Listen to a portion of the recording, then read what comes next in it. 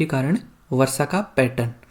दोस्तों ये देखिए, ये मैप देखिए आप, इस मैप के अंदर अफ्रीका और भारत आपको दिखाई दे रहा होगा। दोस्तों जो अफ्रीका कॉन्टिनेंट है, यानी जो अफ्रीका महाद्वीप है, वहाँ पर एक रेगिस्तान है जिसका नाम है सहारा रेगिस्तान, जो कि लगभग 11 देशों में फैला हुआ है। अब ये दोस्तों, ये जो सहारा रेगिस्तान है ये उष्ण कटिबंधीय क्षेत्र में पाया जाता है, जिसके कारण यहाँ पर अत्यधिक गर्मी पड़ती है। और अत्यधिक गर्मी पड़ने के कारण जो हवाएं हैं वो कुछ इस प्रकार से चलती है, कुछ इस प्रकार से ये हवाएं चलती हैं भूमध्य सागर की तरफ। आपको ऊपर की तरफ जो सागर दिखाई दे रहा है वो भूमध्य सागर है। इस सागर से हवाएं जब चलती हैं तो भूमध्य सागर से हवाएं नमी ग्रहण करके कुछ इस तरफ से चलने लगती हैं, यानी भारत की तरफ चलने लगती हैं। और जो बीच में काला सागर है और जो कैस्पियन सागर है, वहाँ से भी यह हवाएं और नमी ग्रहण करके चलती हैं।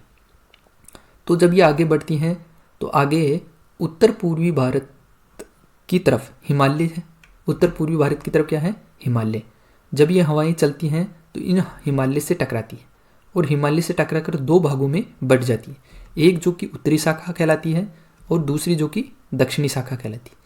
इसी दक्षिणी शाखा के कारण बादलों के निर्माण होकर जो भारत का जो मैदानी क्षेत्र है और जो हिमालयी क्षेत्र हैं, यानी हिमालयी स्टेट, जो हिमालयी राज्य हैं जैसे कि जम्मू कश्मीर, हिमाचल प्रदेश, उत्तराखंड, वहाँ पर जो कि मैदानी क्षेत्र है वहाँ पर तो होगी वर्षा, और जो हिमालयी क्षेत्र हैं वहाँ पर होगी बर्फबारी। तो इसके कारण जो मैदानी क्षेत्र हैं भारत के, पंजाब से लेकर बिहार तक, उसके कारण यहाँ पर वर्षा होती है।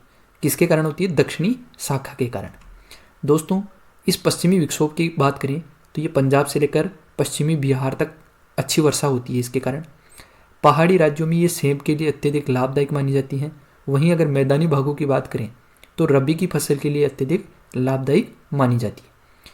इस पश्चिमी विक्षोभ को राजस्थान और कुछ मैदानी क्षेत्र हैं वहाँ पर मावठ के नाम से जाना जाता है।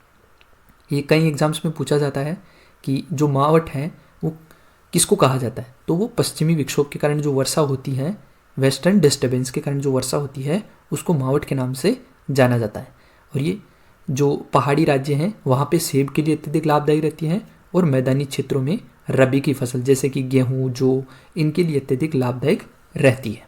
तो पश्चिमी विक्षोभ के कारण जो वर्षा का पैटर्न है उसका जो कॉन्सेप्ट है वो भी आपको अच्छे से समझ में आया होगा कि ये किस प्रकार से वर्षा होती है। चलिए दोस्तों, अब हम